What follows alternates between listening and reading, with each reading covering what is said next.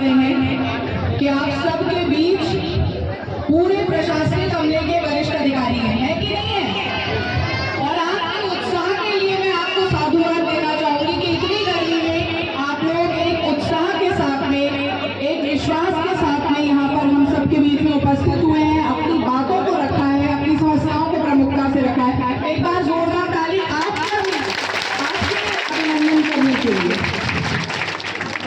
देखिए, बहुत सारी समस्याओं के बारे में प्रबलता से बताया गया, प्रमुखता से कई चीजें आई हैं, जैसे कि सामान्य रास्ते हैं उसमें किसी प्रकार का बाधा है, उसमें अतिक्रमण है, निजी भूमि जो है उनके कुछ इश्यूज बताए गए, यहाँ तक कि स्कूल की बाउंड्री है उसमें भी चिन्हीकरण अभी नहीं हो पाया है।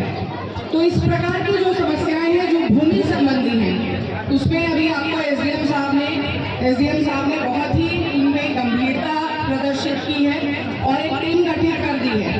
यहाँ उपस्थित जो हमारे राजस्व विभाग के लेखपाल हैं, इनको पहचानते हैं आप लोग सब, लेखपाल महोदय को, तो इनके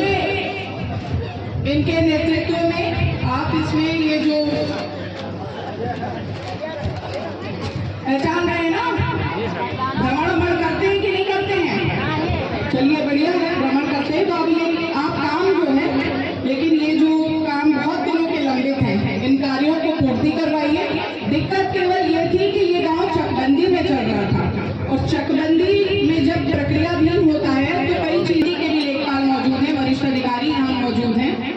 ये प्रक्रिया इस वर्ष के अंतिम तक, मतलब वर्ष का अंतिम का अर्थ है एक राजस्व वर्ष होता है या जो फाइनेंशियल ईयर होता है, तो मार्च में। वासीगण, सबसे पहले तो मेरा हार्दिक अभिनंदन, मेरी टीम की तरफ से भी सबका हार्दिक अभिनंदन। यहाँ बैठी माताएं, बहनें, बच्चियाँ, बड़े बुजुर्ग, युवा साथीगण और बहुत उत्साही मुझे दिख रहे हैं बच्चे भी। अभी आपने एक नवनियुक्त एसडीएम साहब की उद्बोधन को सुना और उन्होंने कुछ आह्वान किया है। क्या आह्वान किया है कि पीडी साहब भी इस बार ग्राम चौपाल का कार्यक्रम है, हम लोग इसको पंडरी ब्लॉक में कर रहे हैं और इसी तरह से निरंतर हर ब्लॉक के 6 गांव एक दिवस में कवर किए जाते हैं।